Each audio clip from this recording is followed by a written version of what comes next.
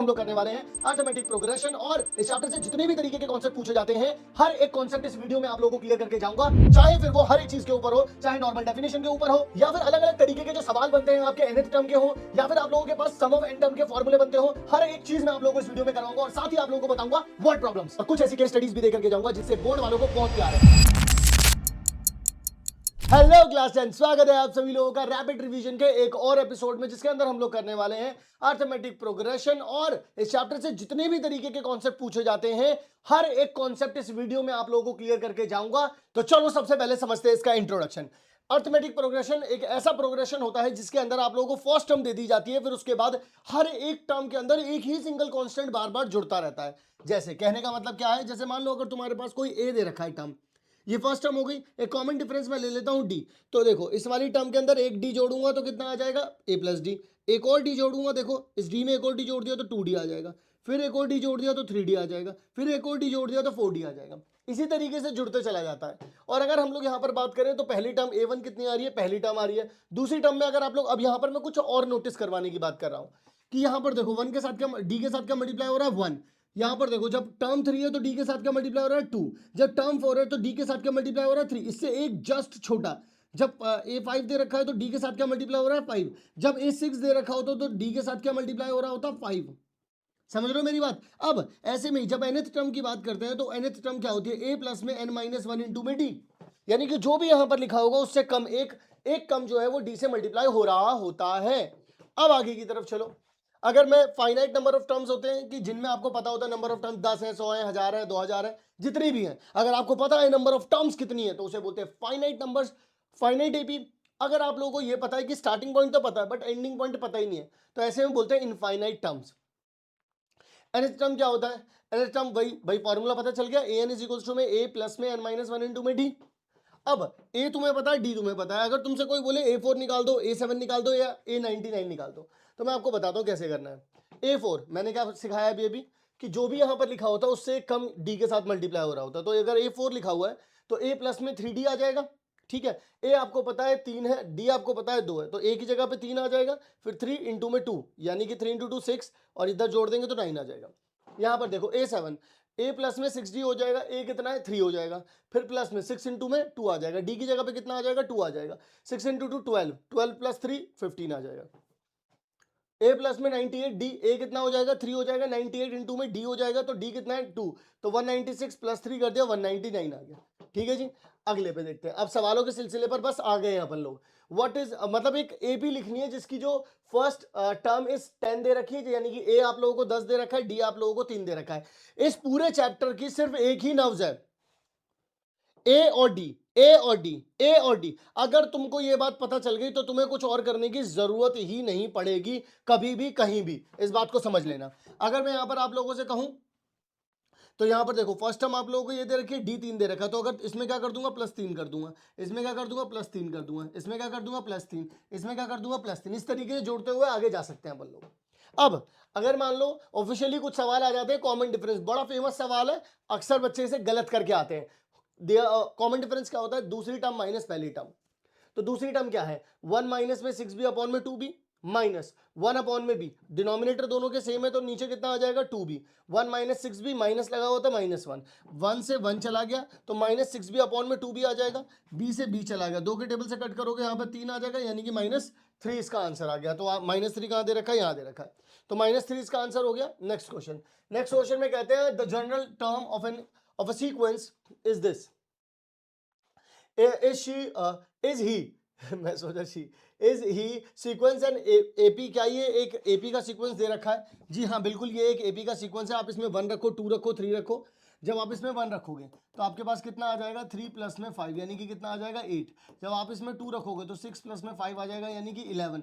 जब आप इसमें 3 रखोगे तो कितना आ जाएगा आप लोगों के पास 9 प्लस में 5 कितना आ जाएगा भाई 14 आ जाएगा। तो देखो 3 3 जुड़ता चला जा रहा है आप लोगों के पास, यानी कि ये एक एपी है पहली बात। तो दूसरे नंबर पे वो बोल रहे हैं कि 15th टर्म निकालो। तो भाई देखो आपको ए पता चल गया, डी आप लोगों ने निकाल लिया। कैसे? जब आपने पहली टर्म निकाली, दूसरी टर्म निकाली, डी निकालने के लिए क्या करोगे a2 माइनस a1 यानी दूसरी टर्म माइनस पहली टर्म, 11 माइनस में 8 कर दियो तो कितना आ जाएगा 3 आ जाएगा। अब आप लोगों को क्या चाहिए होगा यहाँ पे, यहाँ पर आप लोगों को 15th टर्म निकालनी है। तो जब मैंने क्या कहा था, यहाँ पर आप लोगों को an का फॉर्मूला तो पहले से ही दे रखा है, 3n प्लस 5 पहले से ही दे रखा है, बस n की जगह पे क्या लिख दो 15। 15 इन 2 में 3 कितना हो जाएगा 45, 45 प्लस 5 कितना हो जाएगा, यहाँ पर 15वीं टर्म कितनी आ जाएगी भाई 50 आ जाएगी, दैट्स इट। अच्छा जी, कॉमन डिफरेंस कितना आ जाएगा वो तो निकाल के मैंने दिखा दिया, लेकिन कॉमन डिफरेंस की एक शॉर्ट ट्रिक भी बता देता हूँ। अगर कभी भी आप लोगों को nth टर्म दे रखा हो, यहाँ पर an प्लस में b दे रखा हो, जो भी n के साथ लिखा होता है वही आपको कॉमन डिफरेंस होता है। अभी यहाँ पर देखो n के साथ क्या लिखा था, n के साथ लिखा था 3, और देखो कॉमन डिफरेंस भी कितना आया था आप लोगों के पास, यहाँ पर आया था 3। बात समझ में आई या नहीं आई? बस मैं यही कहना चाह रहा हूँ, शॉर्ट ट्रिक ये है कि कभी भी अगर जल्दी से पता लगाना हो एमसीक्यू में, nth टर्म का अगर फॉर्मूला दे रखा हो, जो भी n के साथ मल्टीप्लाई होता है वही होता है हमारा क्या, कॉमन डिफरेंस। आओ जरा आगे की तरफ लेकर के चलता हूँ। 6 टर्म फ्रॉम द एंड, आखिरी से अगर आप लोगों को कोई भी टर्म निकालनी है तो फॉर्मूला होता है l माइनस में n माइनस 1 इंटू में d। जैसे nth टर्म का फॉर्मूला क्या होता था, a प्लस में n माइनस 1 इंटू में d होता था, ऐसे यहाँ पर a की जगह पर कितना आ जाएगा l क्या होता है अपनी लास्ट टर्म। तो लास्ट टर्म कितनी दे रखी है अपने पास, माइनस का 40 दे रखी है, तो यानी कि यहाँ पर कितना आ जाएगा भाई आप लोगों के पास, यहाँ पर आप लोगों के पास आ जाएगा माइनस का 40 माइनस, ठीक है कौन सी छठी टर्म निकालिए, 6 माइनस 1 हो जाएगा 5, डी कितना दे रखा है आप लोगों को, यहाँ पर डी दे रखा है आपके पास -3 आ रहा है, तो माइनस का 40 माइनस का कितना आ जाएगा 5 माइनस का 3, माइनस माइनस क्या हो जाएगा प्लस, तो -40 प्लस में कितना आ जाएगा 15, यानी कि माइनस का कितना आ जाएगा 25 आ जाएगा। तो अगर माइनस का 25 आ गया तो यानी कि सेकंड, क्या बोला मैंने, सेकंड आंसर हो जाएगा आप लोगों का। ओके, क्लियर है ना बात? बस यहां पर ध्यान रखना, यहाँ माइनस होता है, यहीं पर बच्चे गलती करते हैं, उन्हें लगता है कि बिल्कुल इसके जैसा फॉर्मूला प्लस लगा देते हैं वो, बस ये गलती मत करके आना, ठीक है, बड़ा पछताना पड़ जाएगा फिर। वो बोल रहे हैं कि क्या ये -150 क्या इस वाले एपी में आती है या नहीं आती है। देखो अगर कोई भी टर्म किसी भी एपी में आती होगी तो किसी ना किसी टर्म पर आती होगी, यानी कि कोई ना कोई एन वैल्यू रही होगी, 1 2 3 4 10 50 100 कुछ ना कुछ तो रहा होगा। बस याद रखना कि जो एन रहेगा वो हमेशा नेचुरल नंबर रहेगा। तो अब जैसे कि मान लो तुम्हें ए पता है, डी है, ए पता है कितना 11 है, डी तुम्हें पता चल गया 8 माइनस 11 करोगे -3 आ गया, ए पता चल गया, डी पता चल गया। अब nth टर्म का फॉर्मूला क्या होता है, ए प्लस में n माइनस 1 इंटू में डी होता है, तो ए कितना होता है आप लोगों के पास 11 हो गया, n माइनस 1 इंटू में डी कितना हो रहा है -3, और कौन सी टर्म निकल सकती है, माइनस का, यहाँ पर आ जाएगा माइनस का 150, 11 अगर इधर लेकर के आऊंगा तो माइनस का ही 11 हो जाएगा वो, तो माइनस का 150 और माइनस का 11 कितना हो जाएगा, माइनस का 161। अब जरा ध्यान से देखना, माइनस से माइनस चला जाएगा, 3 यहाँ डिवाइड में आ जाएगा, n माइनस 1 इधर आएगा तो प्लस का हो जाएगा, प्लस हो गया। अब यहाँ पर अगर 3 इधर भेजूंगा तो 161 प्लस में 3 डिवाइड बाई 3, तो यानी 164 डिवाइड बाई 3 हो गया। अब देखो क्या ये पूरी तरीके से डिवाइड कर पाएगा, नहीं, अगर ये डिवाइड करने जाएगा तो रिमाइंडर कितना आ जाएगा 2, यानी कि पूरी तरीके से डिवाइड नहीं कर पाया। और पूरी तरीके से डिवाइड ना कर पाने का मतलब यह है कि n की वैल्यू कोई भी एक नेचुरल नंबर नहीं आ रही है 150 के लिए। अगर n की वैल्यू कोई भी एक नेचुरल नंबर नहीं आ रही है, इसका मतलब इस एपी के अंदर 150 कभी भी नहीं आएगा। क्या ये मेरी बात समझ में आई या नहीं आई? 150 कभी भी नहीं आएगा। 150 के अगल बगल की कोई चीज आ सकती होगी, लेकिन 150 कभी नहीं आएगा। समझ गए बात? अगला देखो, अब वो पूछ रहे हैं कि इसके अंदर क्या कभी जीरो आ सकता है, बिल्कुल वैसे ही जैसे वो पूछ रहे थे ना 150 आ सकता है, माइनस का 150, ऐसे ही ये पूछ रहे हैं। तो अब जरा देखो कैसे पता लगाएंगे। a इज इक्वल्स टू 40 दे रखा है आप लोगों को, अगर a इज इक्वल्स टू में 40 दे रखा है, दे ही रखा है, d इज इक्वल्स टू में 37 माइनस में 40 -3 हो गया। अब आप लोगों से nth टर्म, अब nth टर्म तो आप लोगों से जीरो बोल दी गई, ये जीरो यहाँ लिख दिया, 40 प्लस में n-1 इंटू में -3, इसको यहाँ भेज दूंगा तो माइनस का 40 आ गया, माइनस से माइनस चला जाएगा तो 40 अपॉन में 3 आ जाएगा n-1। अब -1 को वहां भेज दूंगा तो प्लस का हो जाएगा, इधर 3 भेज दूंगा तो 43/3 आ जाएगा। अब जरा ध्यान से सुनो, इसको भी डिवाइड करूंगा, इसको डिवाइड करने ले जाऊंगा तो देखो रिमाइंडर 1 बच रहा है, यानी कि अभी भी ये पूरी तरीके से डिवाइड नहीं कर पा रहा है। देख लो 3 से डिवाइड करने गए पर नहीं हो पा रहा है, इसका मतलब इस एपी के अंदर भी कभी भी आप लोगों के पास एपी, ये वाली जो एपी है, इसमें कभी भी कोई भी टर्म जीरो नहीं बना पाएगी। क्या ये बात आप लोगों को क्लियर हो रही है? आओ जरा अगले सवाल पर। अब वो पूछ रहे हैं हाउ मेनी टर्म्स, कितनी टर्म्स ऐसी लगेंगी अगर आपको 3 6 9 12 और 111 तक जाना है। nth टर्म का फॉर्मूला क्या होता है, a प्लस में n-1 इंटू में d, a कितना है 3, d कितना हो जाएगा 6 - 3 इज इक्वल्स टू में 3, an कितना हो जाएगा 111। अब यहाँ पर देखो 111 यहाँ पर दे दिया, nth टर्म ये है, a आपको दे रखा है n-1 इंटू में 3, 3 कितना है आप लोगों के पास d है, इसको यहाँ भेजूंगा तो 111 में से 3 जाएगा 108, 3 के टेबल से अगर इसे कट करूंगा तो यहाँ पर कितना आ जाएगा 36 आ जाएगा। अब n-1 अगर इधर आ जाएगा तो -1 इधर आकर प्लस आ जाएगा, यानी कि ये कितना हो जाएगा, n की वैल्यू 37 हो जाएगी। n की वैल्यू 37 कहाँ पर आ रही है, थर्ड वाले ऑप्शन पर आ रही है, ठीक है। अगला वाला सवाल, वो कहते हैं विच टर्म ऑफ द एपी, कौन सी टर्म एपी की ऐसी कौन सी टर्म है जो कि 120 ज्यादा होगी इसकी 21वीं टर्म से। मुझे नहीं पता कौन सी टर्म है, अभी कोई ना कोई तो nth टर्म रही होगी। वो बोल रहे कोई ना कोई एक ऐसी टर्म है हमारे पास जो कि एक तो टर्म है अपने पास जो कि 21वीं टर्म से 120 ज्यादा है। तो मैंने भाई ऐसे लिख दिया भाई, कोई ना कोई तो ऐसी टर्म है जो 21वीं प्लस में 120 कर दूंगा तो ये वाली टर्म बन जाएगी। मैंने क्या किया, अब ये वाली टर्म को कैसे लिख सकते हैं भाई अपन लोग, a प्लस में n-1 इंटू में d, 120 यहां लिख दिया। इसको क्या लिख सकता हूं, a प्लस में 20d, एक कम करके लिखना होता है ना, लिख दिया। अब यहां पे जरा ध्यान से सुनना सभी लोग, अब उन्होंने बोला था 21st टर्म, इन्होंने ये दे रखा है मुझे, यहां से मुझे पता चल गया कि मेरे पास a कितना है, d 3 है, और d कितना है मेरे पास 12 है। ये बात मुझे पता चल गई। अब मैं क्या करूंगा, a की जगह पे 3 लिख दिया, d की जगह पे 12 लिख दिया, 120 यहाँ पे लिख दिया, 3 a की जगह पे 3 लिख दिया, 20 का 20 लिख दिया, d की जगह पे 12 लिख दिया। अब देखो 3 से तो 3 चला गया यहाँ पर। अब मैं इसको क्या लिख सकता हूँ, n-1 इंटू में 12, 120 को भी क्या लिख सकता हूँ 12 इंटू में 10, और 12 इंटू में 20 पहले से ही लिखा पड़ा था।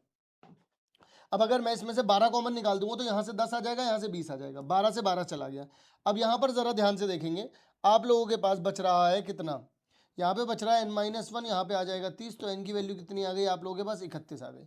यानी कि वो कौन सी टर्म रही होगी, 31st टर्म रही होगी। वो कौन सी टर्म रही होगी, वो 31st टर्म, जो कि 21वीं टर्म से 120 भी ज्यादा है।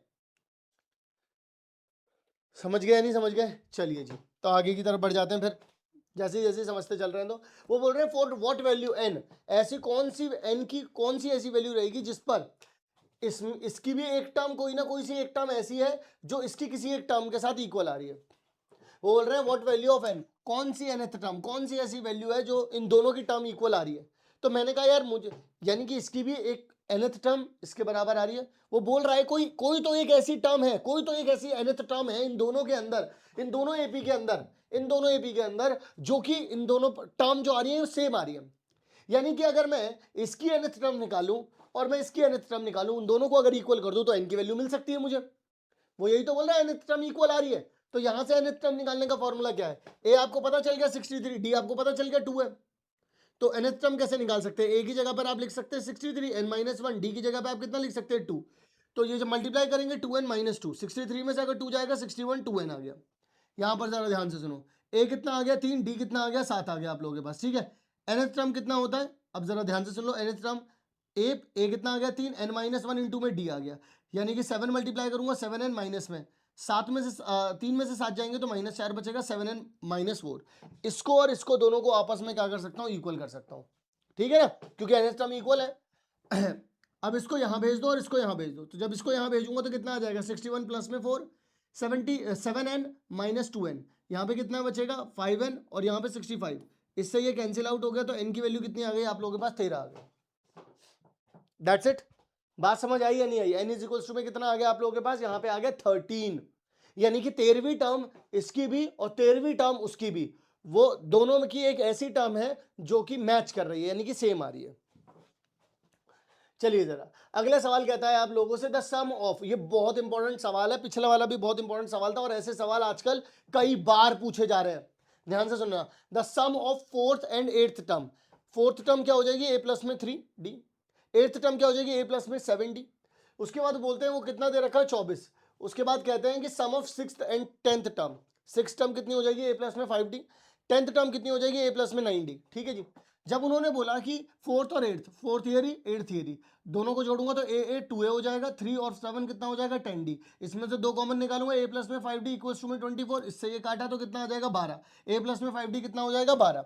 अब सुनो 6th और 10th, 6th ये हो गई 10th ये हो गई, दोनों को जोड़ूंगा तो 2a आ जाएगा, 9 और 5 को जोड़ूंगा तो 14 आ जाएगा, 2 कॉमन निकाल लिया तो a प्लस में 70 आ गया, बराबर में 34 आ गया, इससे ये चला गया, यानी कि यहाँ पर कितना आ गया 17 आ गया। अब देखो a प्लस में 70 इज इक्वल्स टू में 17 आ गया, तो अब तुम्हारे पास दो इक्वेशन बन गई, एक तो ये बन गई a प्लस में 70 इज इक्वल्स टू में 17, और एक बन गई आप लोगों के पास कितनी, ये a प्लस में 5d बराबर में 12, माइनस करूंगा तो a से a तो निपट जाएगा पूरी तरीके से, 7 में से 5 जाएगा तो कितना बचेगा 2 बचेगा, इक्वल्स टू में कितना आ जाएगा 5 आ जाएगा। अब d की वैल्यू कितनी आ जाएगी 5/2। अब किसी भी इक्वेशन में रख दो, मैं इस वाली इक्वेशन में रख दे रहा हूं, एक a प्लस में 5d, d की वैल्यू कितनी आ रही है 5/2 इक्वल्स टू में 12, दोनों को मल्टीप्लाई करूंगा 25/2 आ जाएगा, इसको वहां भेज दूंगा। तो यानी कि 12 माइनस में 25/2, 2 यहाँ जाएगा तो 24 हो जाएगा, 2 इससे मल्टीप्लाई होगा, 24 माइनस में 25 डिवाइड बाई 2, 24 में से 25 गए तो माइनस का 1/2 आ जाएगा यहाँ पर। यानी कि ए ये मिल गया, डी ये मिल गया। उन्होंने यही जानना चाहा था कि फर्स्ट टर्म और कॉमन डिफरेंस हमको बता दो। हर बार वो इसी पर खेलेंगे, इसके अलावा उनके पास खेलने के लिए और कुछ है भी नहीं। तो अब हम लोग बढ़ते हैं आगे की तरफ और देखते हैं अगला सवाल। जैसे कि मिडिल टर्म निकालनी होती है, इसके लिए मैं बस आप लोगों को इतना बता देता हूँ मिडिल टर्म कैसे निकालते हैं। नंबर ऑफ एन टर्म्स निकाल लेना सबसे पहले, तो उसके बाद अगर number of n terms even है तो फिर 2 मिडिल टर्म हो जाएंगी। एक तो हो जाएगी n/2, यानी जो भी नंबर ऑफ टर्म आ रहा है डिवाइड बाय 2 कर दो, और जो भी डिवाइड बाय 2 करके आया उससे एक अगली वाली, ये 2 मिडिल टर्म हो जाती है इवन में। और अगर नंबर ऑफ ऑड टर्म्स है तो फिर बीच में एक ही टर्म होती है, वो क्या हो जाएगी n+1 डिवाइड बाय 2। ओके, इसके बाद इस तरीके का एबीसी वाला सवाल भी आता है। इसमें कैसे करोगे, सिंपल होता क्या है, दो कॉन्जिक्यूटिव टर्म का डिफरेंस कितना आ जाता है, वही कॉमन डिफरेंस आता है। देखो 7 माइनस ए करोगे या b माइनस 7 करोगे सेम आएगा, या 23 माइनस बी करोगे या c माइनस 23 करोगे। तो मैंने यहाँ पर क्या करा, मुझे ए बी सी तीनों की वैल्यू निकालनी थी, तो मैंने इसमें देखा यहाँ पर सिर्फ b इन्वॉल्व हो रहा है, तो इसको मैंने सॉल्व करा। तो b माइनस 7, 23 माइनस बी, इसको यहाँ ले आऊंगा तो 2b हो जाएगा, इसको यहाँ ले जाऊंगा तो 23 के साथ प्लस हो जाएगा 30 हो जाएगा। दो के टेबल से कट करोगे तो b की वैल्यू 15 आ गई। इसके बाद आगे की तरफ चलते हैं। जब आगे की तरफ चलेंगे तो हम देखेंगे कि 7a माइनस बी की वैल्यू 7, देखो 7 minus a is equal to में b माइनस 7, बी की वैल्यू पता चल गई 15 है, तो वैल्यू पुट कर दो। यहाँ 15 रख दिया, 15 में 7 गए तो 8 बचे, ठीक है, इसको यहाँ भेज दो तो a की वैल्यू कितनी आ जाएगी, -1 आ गई। फिर यहाँ पर देखो b और c यहाँ पर कनेक्ट हो रहे हैं, तो 23 minus b is equal to में c माइनस 23। अब आपको b की वैल्यू पता है, यहाँ पर 15 होती है, 23 माइनस 15 कितना हो जाएगा, 8 हो जाएगा, c माइनस 23, इसको यहाँ भेज दोगे तो आपके पास आ जाएगा 31, c की वैल्यू कितनी आ गई आप लोगों के पास 31, दैट्स इट। इसके बाद आप सभी लोगों के पास डिविजिबल वाला सवाल भी होता है कि भाई इन्होंने यहाँ पर जो बोल रहा है कि 3 डिजिट वाला 7 से डिविजिबल होने वाले कितने नंबर होते हैं। तो पहला नंबर कौन सा होता है 105, और आखिरी नंबर कौन सा होता है 994। तो और सब में बार बार 7 ही जुड़ेगा क्योंकि डिविजिबल बाय 7 है। तो यानी कि a कितना हो जाएगा 105, d कितना हो जाएगा 7 हो जाएगा, और एंड टर्म यानी कि लास्ट टर्म कितनी हो जाएगी 994 हो जाएगी। ठीक है, तो nth टर्म का फॉर्मूला क्या होता है, an इज इक्वल टू में a प्लस में n माइनस 1 इंटू में d। अब an कितना है 994 हो गया, इज इक्वल टू में 105 आ गया आप लोगों के पास, प्लस में n माइनस 1 इंटू में 7 आ गया। तो अब 994 ये इधर की तरफ जाएगा, 994 माइनस 105, तो अगर इसे माइनस करोगे 889 आ जाएगा। 7 के टेबल से अगर इसे डिवाइड कर दोगे तो यहाँ पर कितना आ जाएगा आप लोगों के पास 127। अब n माइनस 1 से इधर जाएगा तो 128 आ गया, यानी कि आंसर कितना हो जाएगा तुम लोगों के पास 128 नंबर ऑफ एन टर्म्स, यानी कि 3 डिजिट वाले नंबर जो कि 100 से लेकर के 999 तक, क्योंकि 3 डिजिट नंबर यही होते हैं, इनमें सिर्फ यही हो सकते हैं 128 नंबर हो सकते हैं जो कि 7 से डिविजिबल होंगे। आगे की तरफ बढ़ते हैं। उन्होंने बोलते हैं ये वाला सवाल बहुत फेमस है, बहुत ज्यादा फेमस है कि 3 आपको टर्म्स दे दी जाती है और वो बोलता है कि के की वैल्यू निकालो।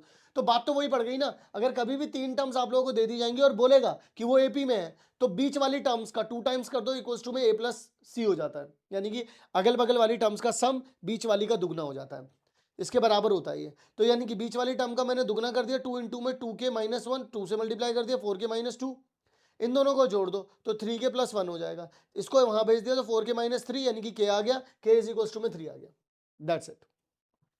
आगे की तरफ बढ़ते हैं। जब कभी भी आप लोगों को लेटिंग टर्म वाला हो, कभी कभी वो आपसे बोलता है कि लेट सपोज 3 टर्म्स दे रखी हैं, उनका सम दे रखा है या उनके स्क्वायर का सम दे रखा है, इस तरीके से वो हर बार एक सवाल बनाएगा या वो मल्टीप्लाई करके बता देगा।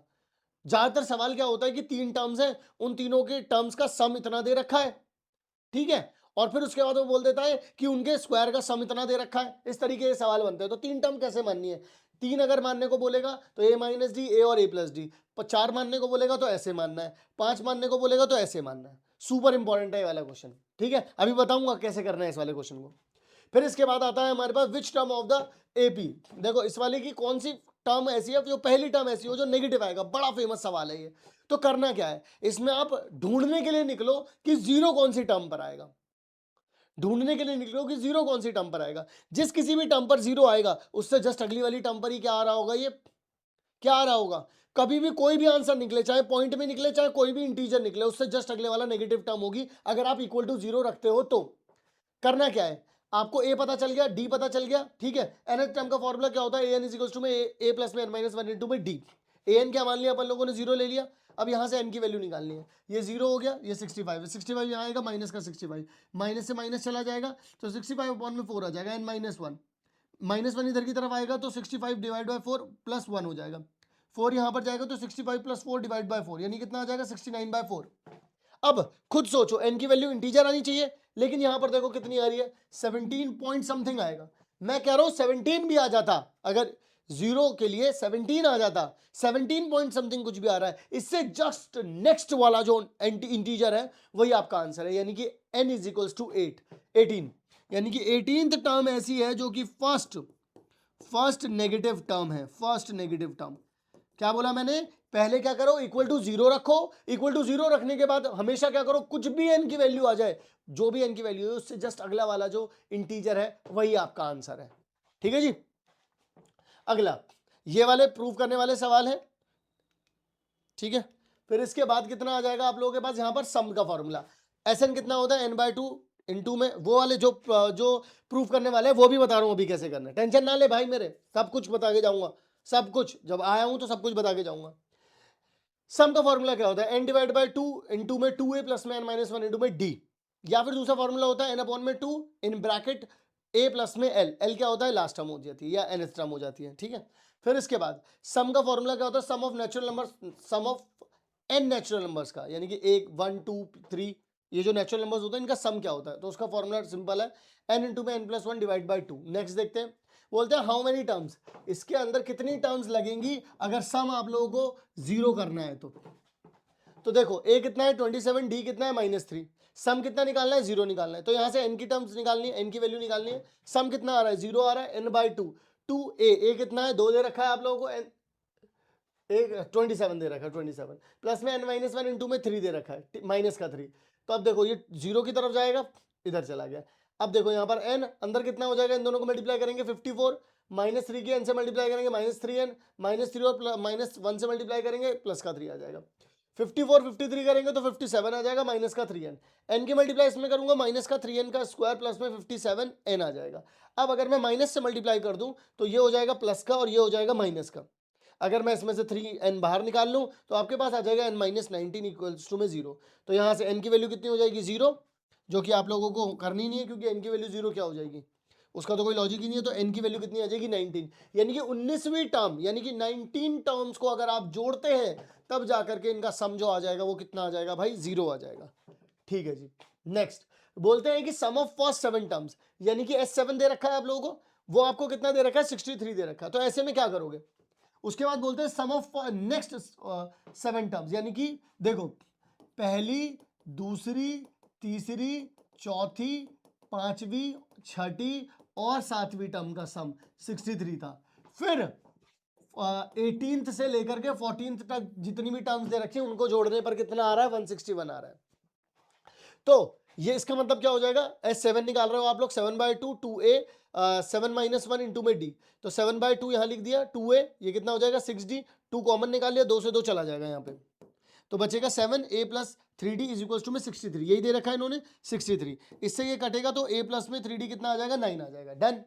अब इसके बाद सुन लो, अब जब आपसे उन्होंने बोला कि नेक्स्ट 8 9 10 11 12 13 14 इन टर्म्स का सम जो है वो आ रहा है आपके पास 161, तो यार डायरेक्टली फॉर्मूले में रख करके जब आप लिखते हो ना S14 तो 1 से लेकर के 14 टर्म तक का सम आता है, तो उसमें से क्या कर दो माइनस कर दो शुरू के 7 टर्म, S7 माइनस कर दो, तो क्या मिल जाएगा यहां से, देखो भाई देखो ये क्या है 1 से लेकर 14वीं टर्म तक का सम है, फिर अगर तुमने पहले से 7वीं तक का माइनस कर दिया तो क्या मिल गया 8वीं से 14वीं तक का मिल गया। ठीक है जी, तो यानी कि S14 माइनस में कितना आ जाएगा S7 इज इक्वल टू में कितना आ जाएगा 161 आ जाएगा। अब आप लोग क्या करेंगे, देखो जब S14 कितना होता है 14/2 2a प्लस में 13d इज इक्वल टू में 161, S माइनस का S7 दे रखा है, इधर की तरफ जाएगा तो प्लस का S7 आ जाएगा। ठीक है जी, अब S7 कितना हो जाएगा आप लोगों के पास, जरा ध्यान से देखिएगा, 7 टर्म का सम तो पहले से ही पता था 63, इन दोनों को जोड़ेंगे तो 224 आ जाएगा। इसमें से देखो इससे अगर आप इसे कैंसिल आउट करेंगे तो यहाँ पर आ जाएगा 7 2a प्लस में 13d, 7 के टेबल से अगर आप इसको कट करोगे तो यहाँ पे आ जाएगा 32। अब देखो 2a प्लस में 13 इज इक्वल टू में 32 आ रहा है, यहाँ से अगर आप a की वैल्यू निकालेंगे तो 9 माइनस में 3d आ जाएगा, तो यहाँ पे लिखेंगे 9 माइनस में 3d।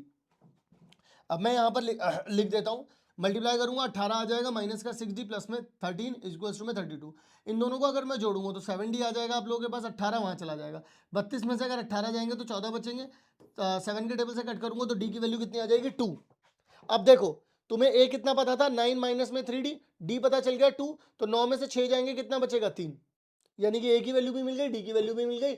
यही अब आप लोगों को 28th टर्म बतानी है, तो 28th टर्म कैसे बताओगे, 28 यानी कि a प्लस में 27d, तो a कितना आ रहा है आप लोगों के पास 3 आ रहा है, प्लस में 27 इंटू में 2 आ रहा है, यानी कि 3 प्लस में 54 इज इक्वल्स टू में कितना आ जाएगा 57 आ गया, 57 आ गया डायरेक्टली।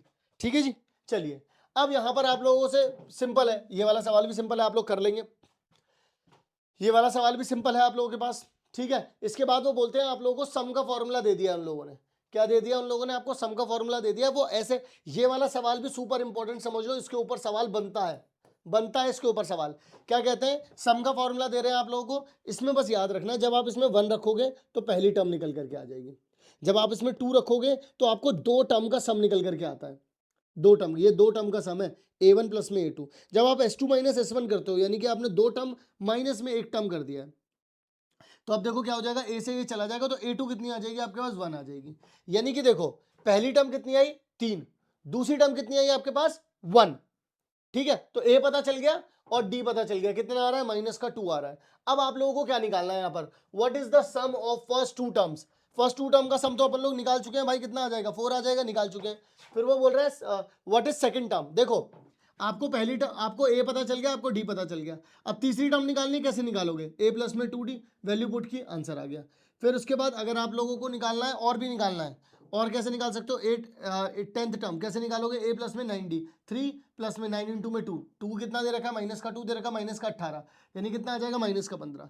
nth टर्म क्या किस तरीके से निकाल सकते हो, इसमें a प्लस में n माइनस 1 इंटू में d, तो 3 यहाँ पे आ गया, n माइनस 1 माइनस 2 यहाँ दे रखा है, इसकी मल्टीप्लाई करूंगा माइनस का 2n आ जाएगा प्लस 2, दोनों को जोड़ोगे तो 5 माइनस में 2n, ये निकल गई आप लोगों के पास क्या, आपकी nth टर्म।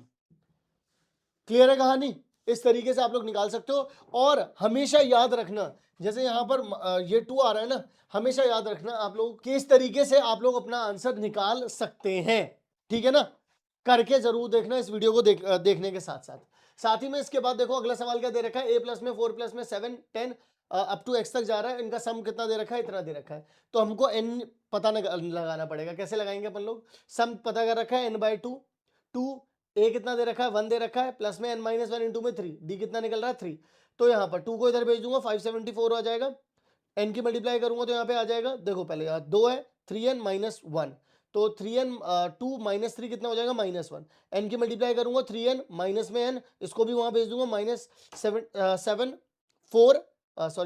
574 आ जाएगा। इसके बाद अगर आप लोग देखोगे तो 3n का स्क्वायर माइनस 42n प्लस में 41n माइनस 574 आ जाएगा। अगर आप इसमें से 3 कॉमन निकाल लेते हो तो 3n निकलेगा कॉमन, n माइनस 14 आ जाएगा। अब इसके बाद यहाँ से 41 कॉमन निकल जाएगा तो n माइनस 14, इन दोनों को कॉमन निकालोगे तो कितना आ जाएगा n माइनस 14, तो बचा कितना 3n प्लस में 41, तो इक्वल्स टू में 0 चल रहा है। देखो यहाँ से वैल्यू ये आएगी, यहाँ से वैल्यू ये आएगी, अब n की वैल्यू कभी भी फ्रैक्शन में और नेगेटिव हो नहीं सकती, तो आंसर क्या आ जाएगा 14 आ जाएगा। आगे की तरफ देखते हैं, आगे की तरफ मैंने ये आप लोगों के पास केस स्टडी लगा रखी है, लेकिन इसके अलावा मैंने आप सभी लोगों को इसके जो भी मोस्ट इंपॉर्टेंट क्वेश्चन है जो कि इस साल आप लोगों से पूछे जा सकते हैं, वो सारे के सारे एक वीडियो में सॉल्व करके दे दिए हैं। वो उसकी जो वीडियो है आप लोगों को वो डिस्क्रिप्शन बॉक्स में उसका लिंक मिल जाएगा, और ये जो पूरी की पूरी पीडीएफ है इसका लिंक भी आप लोगों को डिस्क्रिप्शन बॉक्स में मिल जाएगा। इसके साथ मैंने बहुत सारे सवाल दिए हैं, अगर आप लोग यहां पर देख पाओ तो बहुत सारे सवाल मैंने दिए जो भी मोस्ट एक्सपेक्टेड है, ये सब कुछ आपको मिल जाएगा डिस्क्रिप्शन बॉक्स में। अब मैं मिलूंगा आप सभी लोगों से रैपिड रिवीजन के नेक्स्ट एपिसोड में, जिसके अंदर अपन लोग करने वाले हैं ट्रायंगल। अगर वीडियो अच्छी लगी हो तो वीडियो को लाइक जरूर करना, अपने दोस्तों के साथ शेयर जरूर करना। मिलता हूं आप सभी लोगों से नेक्स्ट काम की वीडियो में, तब तक के लिए आप सभी लोग अपना ध्यान रखिएगा। लव यू ऑल बच्चों।